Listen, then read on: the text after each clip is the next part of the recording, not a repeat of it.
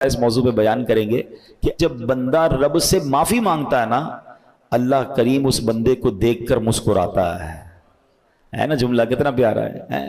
گناہ رب کے کیے، ناراض اس کو کیا، اور اب معافی مانگ رہے ہیں. معاف کر دے تو بڑی مہربانی ہے. فرمایا اس بندے کو دیکھ کر مسکراتا ہے رب کہ میرا بندہ یہ جانتا ہے کہ میرا کوئی رب ہے کہ گناہ کرنے پر پکڑ بھی لیتا ہے اور معافی مانگو تو معاف بھی کر دیتا ہے. کیا شان ہے میرے مالک کی. پھر بھی ہم معافی نہیں مانگتے. اچھا، یہاں ایک بات کی وضاحت کر دوں. جب بھی لفظ مسکرانا رب کے لیے استعمال ہوگا تو اللہ جسمانیت سے پاک ہے، ہماری طرح چہرہ نہیں ہے اس کا. تو یہ جو مسکرانا ہے یہ ایک طرح سے یوں سمجھیے کہ یہ یوں بتایا جا رہا ہے کہ اللہ اپنی شان کے مطابق مسکراتا ہے، گویا وہ اس سے راضی ہو جاتا ہے، اپنے بندوں سے راضی ہو جاتا ہے، اس کی رحمت اس پر برستی ہے. تو ہمیں استغفار جو ہے، توبہ جو ہے، وہ اپنی زندگی کا دستور بنانا چاہیے. کوشش کریں کہ روزانہ ایک پرٹیکولر تعداد میں استغفار کرتے رہا کریں. ایک بار محبت کے ساتھ بآواز بلند درود پاک پڑھ لیں. صلو علی الحبیب صلی اللہ تعالی علی محمد صلی اللہ علیہ وسلم. ہم نے ایک ٹاپک کنٹینیو کیا ہے کہ ہم قرآن پاک کی باتیں کریں گے، قرآن پاک میں آنے والی آیتوں کو سمجھیں گے. اور ہم نے اس کے لیے کوشش کی کہ ہم پچھلے 2-3 بیانات میں ہم نے قرآن پاک کی ان آیتوں کو ڈسکس کیا ہے کہ جس میں رب کریم نے براہ راست ایمان والوں سے بات کی ہے. ارشاد فرمایا یا ایھا الذین آمنو، اے ایمان والو، او یو بلیورز. اچھا، یہ بات کس سے ہو رہی ہے؟ مجھ سے اور آپ سے ہو رہی ہے. اور کون فرما رہا ہے؟ رب فرما رہا ہے. اللہ ہم سے بات کرے تو ہمیں پتہ تو ہونا چاہیے ہم سے کیا بات کی ہے. دنیا کا میسج مس نہ ہو جائے اس کی پرواہ. اللہ کا پیغام میرے لیے کیا ہے اس کی کوئی پرواہ نہیں ہوگی. تو ویسے تو ہمیں الگ سے ٹائم نکال کر یہ ساری آیتیں پڑھ لینی چاہیے. یہ 89 کے قریب آیتیں ہیں پورے قرآن میں جہاں اللہ نے مومنوں سے ڈائریکٹ بات کی ہے، یا ایھا الذین آمنو کہہ کر، اے ایمان والو کہہ کر. ٹھیک ہے، تو آج اسی میں سے ایک آیت انشاءاللہ ہم سمجھتے ہیں. اللہ کریم نے ارشاد فرمایا، یہ ہے پارہ نمبر 2 سورہ بقرہ آیت نمبر 172. ہم ایک سیکوینس کے ساتھ سیکھنے کی کوشش کر رہے ہیں. پہلی 2 آیتیں ہم نے کور کر لی تھی، آج تیسری آیت ہے، اور اسی ترتیب سے ہے کہ جس طرح قرآن میں پہلے پارے، دوسرے پارے، اس طرح ہم اس کو لے کر چل رہے ہیں. تو آج جو آیت ہے اس میں رب فرماتا ہے، یا ایھا الذین آمنوا کلوا من طیبات ما رزقناکم واشکروا للہ ان کنتم ایاہ تعبدون. ترجمہ، آسان ترجمہ قرآن کنز العرفان.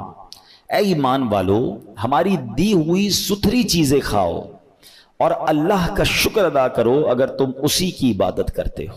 کیا خوبصورت آیت ہے. یعنی اس آیت میں ہمیں 2 چیزوں کی گائیڈ لائن دی گئی ہے. کھانا کیا ہے؟ صاف ستھری حلال طیب چیزیں. اور پھر فرمایا اور اللہ کا شکر بھی ادا کرو. تو کچھ اس بارے میں سمجھتے ہیں کہ اس میں رب نے کیا فرمایا ہے. اب یہاں پر ارشاد ہوتا ہے، اس آیت مبارکہ میں اللہ تعالیٰ نے اہل ایمان کو رزق حلال اور شکر الہی ادا کرنے کا حکم دیا ہے. حلال و طیب کیا چیز ہے؟ اس سے مراد وہ چیز ہے جو خود بھی حلال ہے، جیسے بکرے کا گوشت ہے، سبزی دال جو ہم چیزیں کھاتے ہیں، اور حاصل بھی حلال ذریعے سے کی گئی ہو، جیسے تجارت کے ذریعے ہو، وراثت کے ذریعے ہو، کوئی تحفہ دے، چوری رشوت ڈکیتی وغیرہ نہ ہو.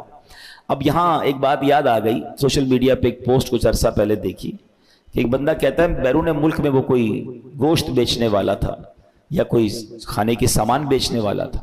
تو وہ کہتا ہے مسلمان جب بھی میرے پاس آتے ہیں وہ یہ ضرور پوچھتے ہیں کہ یہ حلال ہے کہ نہیں.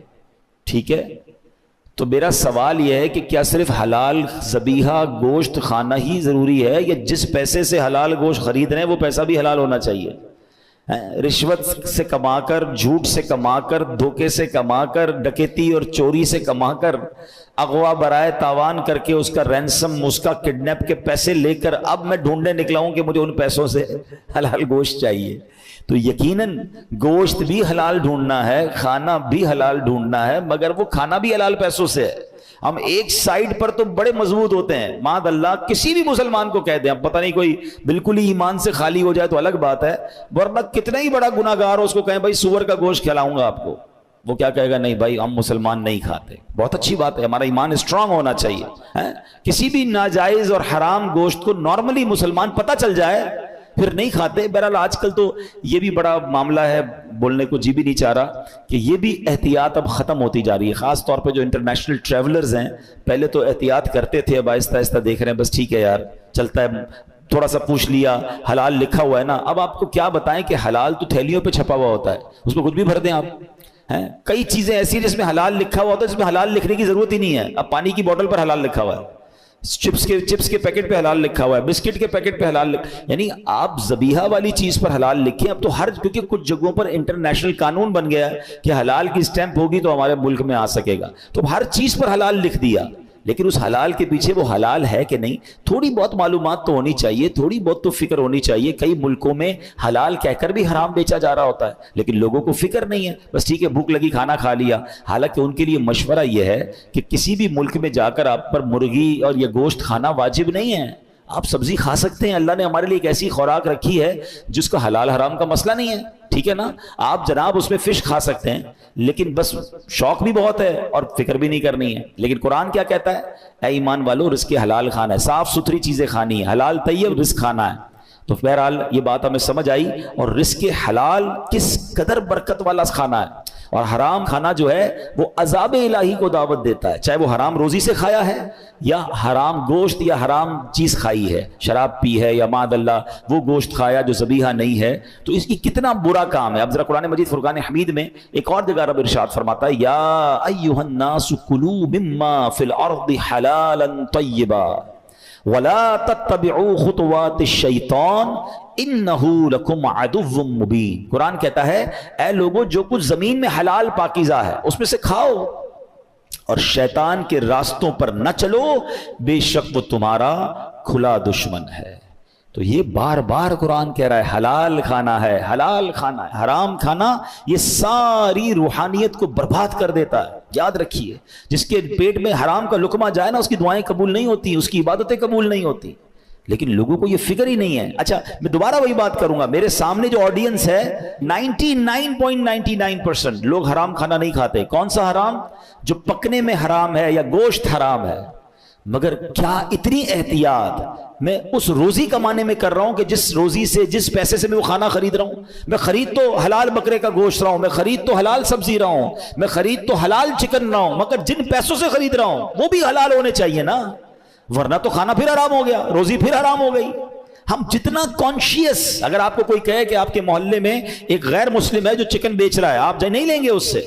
عام مسلمان جو بے نمازی وہ بھی نہیں لے گا, پتہ چل جائے کہ بھائی یہ ماد اللہ حرام گوشت ہم نہیں لیں گے, بھائی یہ فلاں چیز میں شراب ملی ہوئی ہم نہیں لیں گے, جو شرابی نہیں ہے. لیکن جتنا کانشیس خریداری میں حرام کو چیک کرنے میں کچھ لوگ ہوتے ہیں, ہمیں اسی طرح اپنی روزی میں بھی تو احتیاط کرنی ہے نا, کہ میں اپنے بچوں کو کوئی حرام روزی تو نہیں کھلا رہا. میں دو واقعات آپ کو سناتا ہوں, حرام روزی کی تباہ کاری اور حلال روزی کی برکت. پہلے حلال روزی کی برکت سنو. حضرت سعد بن ابی وقاص رضی اللہ تعالیٰ عنہ, یہ کون سے صحابی ہیں؟ یہ عشرہ مبشرہ میں سے ہیں. عشرہ مبشرہ کون ہوتے ہیں؟ یہ وہ 10 صحابہ ہیں جن کو نبی پاک نے ان کی زندگی ہی میں جنت کی بشارت عطا فرما دی. ویسے تو ہر صحابی جنتی ہے, مگر یہ کتنے لکی ہیں کہ زبان مصطفیٰ صلی اللہ تعالی علیہ وسلم سے میرے آقا نے ان کو جنت کی بشارت عطا فرمائی. عشرہ کہتے ہیں 10 کو, مبشرہ کہتے ہیں خوشخبری والے. یہ وہ 10 ہیں کہ جن کو اتنی بڑی گڈ نیوز مل گئی کہ وہ زندگی میں نبی پاک نے فرمایا تم جنتی ہو. حضرت سعد بن ابی وقاص از ون آف دیم. 4 تو خلفائے راشدین ہیں ہمارے, ٹھیک ہے, 5ویں یہ ہو گئے, 5 مزید بھی ہیں. حضرت سعد بن ابی وقاص نے سرکار دو عالم صلی اللہ تعالی علیہ وسلم سے ایک بڑا کمال کا کویسچن کیا. یقین کریں ایسا سوال ہے, میں آپ کو بتاؤں تو آپ بھی کہیں گے یار اس کا جواب فوری بتائیے. سوال کیا تھا؟ وہ کہتے ہیں یا رسول اللہ صلی اللہ تعالی علیہ وسلم آپ دعا فرمائے اللہ سے, اللہ تعالیٰ مجھے مستجاب الدعوات کر دے. What is the meaning of مستجاب الدعوات؟ یعنی بندہ جو دعا کرے اس کی دعا قبول ہو جائے. اب مجھے بتاؤ یہ کتنا بڑا انعام ہے. اگر یہ ہم میں سے کسی کو مل جائے تو سارے مسئلے حل ہو گئے نا. پرابلم ہوگی, بیماری ہوگی, قرضہ ہوگا, واٹ ایور پرابلم, میں نے دعا کرنی ہے اور مسئلہ حل ہو جانا ہے. سبحان اللہ, مستجاب الدعوات. تو پیارے آقا علیہ الصلوۃ والسلام نے کتنا پیارا جواب دیا، کوئی بہت لمبا چوڑا جواب نہیں دیا. نبی پاک نے یہ نہیں فرمایا سعد اتنے روزے رکھو، اتنی نمازیں پڑھو، اتنے سجدے کرو، اتنے صدقے دو، اتنا لمبا مجاہدہ کرو، پھر جا کے تم مستجاب الدعوات بنو گے. نہیں، ون لائنر آنسر فرام رسول اللہ صلی اللہ تعالی علیہ وسلم. آپ فرماتے ہیں اے سعد اپنی خوراک پاک کر لو، مستجاب الدعوات ہو جاؤ گے. بس یہ فارمولہ آج سیکھ جائیے. قرآن کا پیغام بھی یہی تھا کہ اے ایمان والو حلال کھاؤ، اور حلال کھاؤ گے تو ملنا کیا ہے؟ مستجاب الدعوات بن جائیں گے. مسئلے حل ہو گئے نا. میں کیوں جاؤں گا کسی اور سے دعا کرانے جب خود ہی مستجاب الدعوات بن جاؤں؟ تو اپنی غذا پاکیزہ کرنی ہے، اپنی کمائی پاکیزہ کریں، اپنا کھانا پاکیزہ کریں، اپنے لقمے پاکیزہ کریں.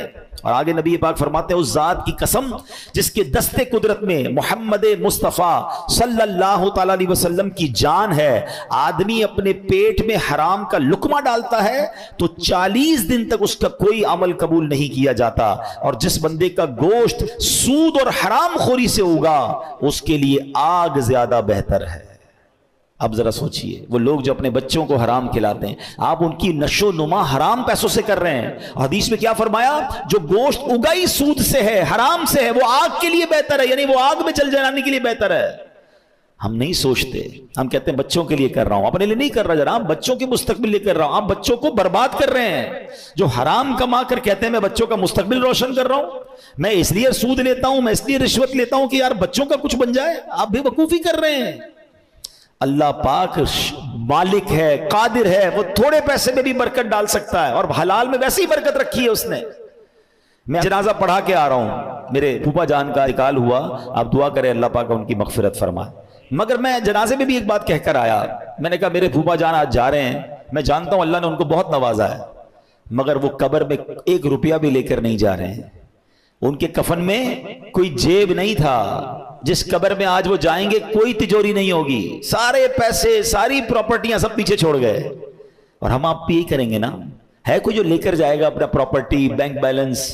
کچھ بھی نہیں لے کے جائیں گے. ایوری تھنگ سب پیچھے رہ جائے گا. جس کو جمع کرتے کرتے حرام کما کما کے جو زندگی گزار رہے ہیں، سوچے قبر میں تو خالی آ جانا ہے، اور پھر جو حرام چھوڑ کر جائیں گے اس کی مار الگ پڑنی ہے. میں نے بہت پہلے بیان میں ایک جملہ کہا تھا، آج پھر ریپیٹ کرتا ہوں، اللہ کرے کسی کے دل پہ لگ جائے. ایک فارمولہ ہے. جتنے بھی یہاں بیٹھے ہیں مجھے بتائیں، ہم اپنی زندگی میں، اپنی لائف میں، اپنے کمائے ہوئے پیسے میں اپنی ذات پر کتنا خرچ کرتے ہیں؟ پرسنلی اپنے اوپر غور کیجئے گا. جتنے بھی بیٹھے ہیں، جو نوکری والے بھی ہیں، جو بزنس والے بھی ہیں، میکسیمم 5%. آپ سوچئے، مرد تو ویسے ہی خرچ نہیں کرتا، اپنے بچوں پہ خرچ کر رہا ہوتا ہے، بیوی پہ خرچ کر رہا ہوتا ہے. وہ اتنے کپڑے سلواتے ہیں، ہم تو پھر بھی نہیں سلواتے. ان کو ہر دعوت پہ نئے کپڑے چاہیے، جوتے نئے چاہیے، پتہ نہیں کتنے سامان چاہیے. مرد، میں آپ کی میری بات کر رہا ہوں، کماتے ہم ہیں. پرسنل اپنی ذات پر آپ نے جتنے زندگی میں کمائے ہیں آج تک، کبھی بیٹھ کے حساب کیجئے گا، 5% یا میکسیمم 10%. اس سے زیادہ آپ اپنی ذات پہ خرچ نہیں کرتے. یا تو بچوں پہ خرچ کرتے ہیں، یا بیوی پہ کرتے ہیں، یا ماں باپ پہ کرتے ہیں، یا دوستوں پہ کرتے ہیں، یا پھر چھوڑ کے چلے جاتے ہیں. ایسا ہی ہوتا ہے نا. اب جملہ میرا سن لو، میں نے کمانے 100 ہیں، خرچ 5 کرنے ہیں، اور جواب 100 کا دینا ہے. ایسا ہی ہے نا. اگر حرام کمایا، 100 کمائے، 5 خرچ کیے، مار 100 کی پڑنی ہے. مزے کون کرے گا؟ فیملی. مزے کون کرے گا؟ بچے، گھر والے. اور مار مجھے پڑ رہی ہے، تو نے حرام کیوں کمایا؟ تو اس سے بڑی بے وقوفی کیا ہے یار، کہ میں کیوں 100 حرام کے کماؤں؟ جتنے چاہیے اتنے حلال کماؤں، رب نے حلال دینے. میں کیوں مار کھاؤں کسی اور کے لیے؟ اپنی ذات پہ خرچ بھی نہیں کر پا رہے، جمع کر رہے ہیں، چیک کر رہے ہیں، بیلنس چیک کر رہے ہیں، پیسے گن رہے ہیں. یہ اور بڑھ جائے گی، پراپرٹی اور بڑھ جائے گی. 40 سال سے پلاٹ رکھا ہے، بیچ ہی نہیں رہے، اور بڑھ جائے گی. پلاٹ رہ جائے گا، آپ قبر پہ چلے جائیں گے. میں نہیں کہتا آپ، لیکن جائز ہے کہ نہیں، حلال ہے کہ نہیں؟ خدا نہ خواستہ اس وجہ سے مار تو نہیں پڑے گی. زکوٰۃ پوری دے رہا ہوں کہ نہیں دے رہا؟ سمجھیے بات کو. پیسے سے زیادہ بے وفا کوئی چیز نہیں ہے. یہ جو پیسے کے پیچھے بھاگ رہی ہے نا دنیا، مجھے ایک بات بتائیں، اتنا بے وفا ہے کہ جب میرا اور آپ کا وصال ہوگا نا، جتنے پیسے بینک میں ہیں، جتنے پیسے گھر میں ہیں، جتنی پراپرٹی میری ہے، وہ سب کس کی ہو جائے گی؟ ورثاء کی. پرائی. میرا کچھ بھی نہیں. مرا میں، کمایا میں نے، مگر سب دوسروں کا ہو گیا. یہاں تک کہ جو میری اور آپ کی جیب میں پیسے ہوں گے نا، جب انتقال ہوگا، وہ بھی نکال لیے جائیں گے. وہ بھی کہیں گے اب یہ میت کا نہیں ہے، یہ ورثاء کے ہیں. اتنا بے وفا یار.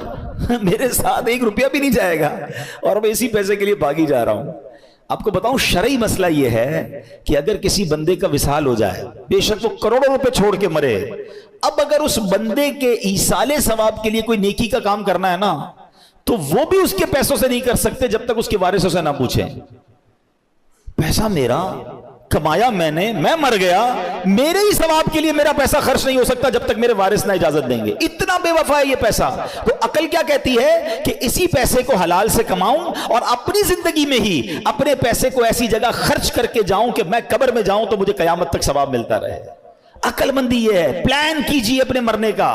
لوگ جینے کا پلان کرتے ہیں، عقل مند وہ ہے جو مرنے کا پلان کرتا ہے۔ زندگی تو ویسے ہی گزر گئی، ہم میں سے کتنے سارے لوگ ہیں 30 40 50 سال کے ہو گئے، اور کتنا جیئیں گے بھائی؟ اب پلان کرو مرنے کا، اب پلان کرو قبر کا، پلان کرو آخرت کا۔ اور قرآن سکھا رہا ہے حلال کمانا، یہ پلاننگ ہے آخرت کی۔ اور اگر اللہ نے دیا ہے تو اس کو ایسی جگہ انویسٹ کر دو کہ میں رہوں نہ رہوں مجھے قیامت تک ثواب ملتا رہے۔ اور مجھے اور آپ کو شریعت نے اختیار دیا ہے کہ ہم اپنی وصیت کر سکتے ہیں۔ ہاں، almost 1/3 of your wealth، 1/3 آپ وصیت کر کے جا سکتے ہیں کہ میرے مرنے کے بعد 1/3 پیسہ میرا جو ہے وہ اللہ کی راہ میں دیا ہے، فلاں مسجد میں دے دیں، فلاں تنظیم کو دے دیں، فلاں نیکی کے کام میں خرچ کریں، یتیم خانے، کوئی بھی پلان ایسا کرو آپ، تو ہوگا کیا؟ آپ کے مرنے کے بعد پہلے تو زندگی میں جتنا کر سکتے ہیں کریں، اور پھر مرنے کے بعد بھی وہ پیسہ، میرا پیسہ ایسے کام میں لگے جو مجھے قبر میں ثواب ملتا رہے، قیامت تک ثواب ملتا رہے۔ کاش یہ بات سمجھ آ جائے، ورنہ ہم جانتے ہیں، میں آپ کو صحیح بتا رہا ہوں، ہماری تو یہ ہماری فیلڈ ہے، ہم کسی کے انتقال کے بعد گھر جاتے ہیں، باپ اربوں روپے چھوڑ کے جاتے ہیں، ہم بچوں سے کہتے بھی ہیں یار ابو نے اتنا دیا ہے، ابو کے نام کی کوئی مسجد بنا دو، کوئی مدرسہ بنا دو، کوئی کنواں کھدوا دو۔ دیکھتے ہیں ذرا کاروبار پہلے سیٹ ہو جائے، پہلے ذرا پراپرٹی کا معاملہ حل ہو جائے، پھر یہ کریں گے، پھر وہ کریں گے۔ 2 4 6 مہینے بعد ابا بیچارے قبر میں ہیں اور بچے اپنی زندگی میں مصروف ہیں۔ وہ باپ جس نے سب کچھ ان کے لیے کیا، اولاد نہ ہونے کے برابر کرتی ہے۔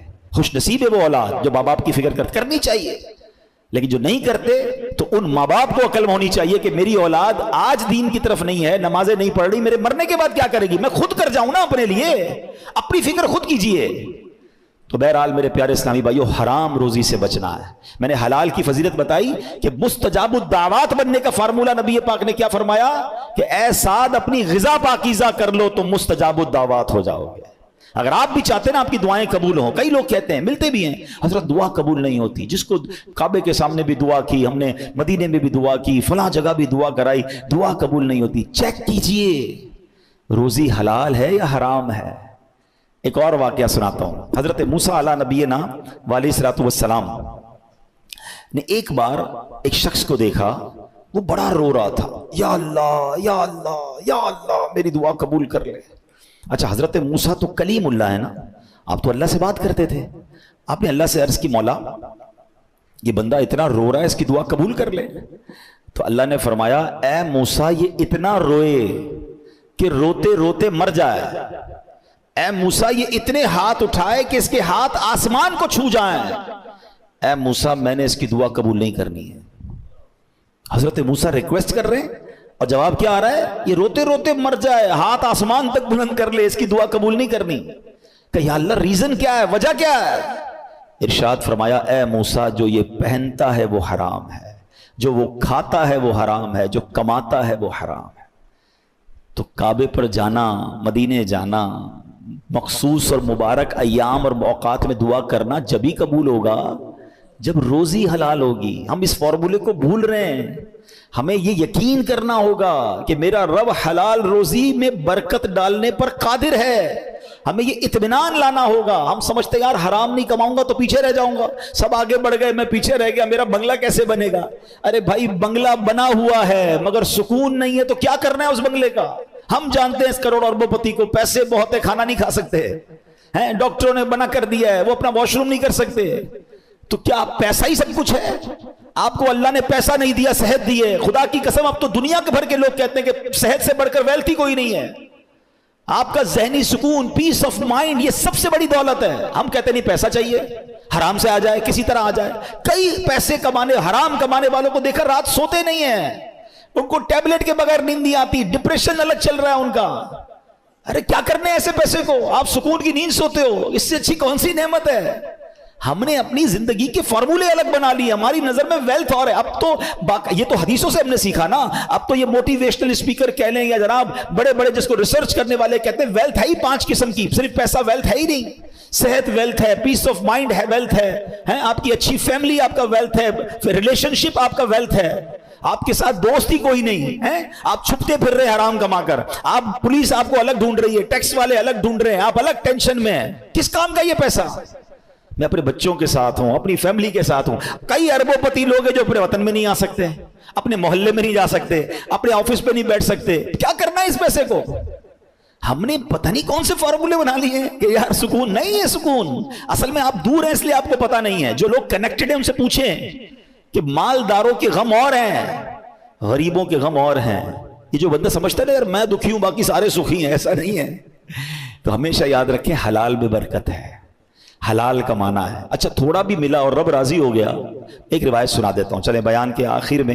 اتنی خوبصورت روایت ہے, یقین کریں ون آف دا امیزنگ حدیث ہے. خاص طور پر جو یہ بھاگم بھاگ کرتے ہیں نا پیسوں کے لیے اور پیسہ نہیں ملتا تو جناب اس کے بعد پریشان رہتے ہیں. ذرا حدیث سنیے گا. اس حدیث کے راوی بھی مولا علی شیر خدا کرم اللہ تعالی وجہ الکریم ہے, اور نبی پاک علیہ الصلوۃ والسلام فرماتے ہیں من رضی من اللہ بالیسیر من الرزق.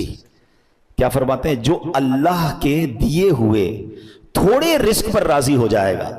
پیسے تھوڑے ملے, رزق تھوڑا ملا. سنو, آقا فرماتے ہیں جو اللہ کے دیے ہوئے تھوڑے رزق پر راضی ہو جائے گا, رضی اللہ منہ بالقلیل من عملی, اللہ پاک اس کے تھوڑے عمل پر راضی ہو جائے گا.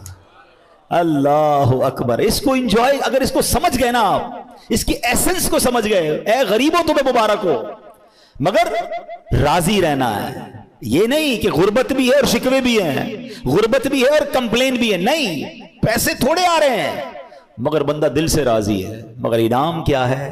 خدا کی قسم یہ سودا مہنگا نہیں ہے. میں اللہ کے دیے ہوئے تھوڑے رزق پر راضی ہو جاؤں اور میرا کریم میرے تھوڑے عمل پر راضی ہو جائے, کیونکہ وہ راضی ہو گیا نا پھر جنت ہے. گھر نہیں ملا دنیا میں بڑا, مگر جنت نہ ختم ہونے والی ہے, اس کی کوئی ایکسپائری ڈیٹ نہیں ہے. ادھر پیسے نہیں ملے, جنتیوں کے لیے ہیرے جواہرات ہیں. ادھر جناب لگزریز نہیں ملی, میں اللہ کی رضا پر راضی ہوں. جنت کی نعمتیں وہ ہیں جو کبھی ختم ہونے والی نہیں ہیں. تمہیں مبارک ہو.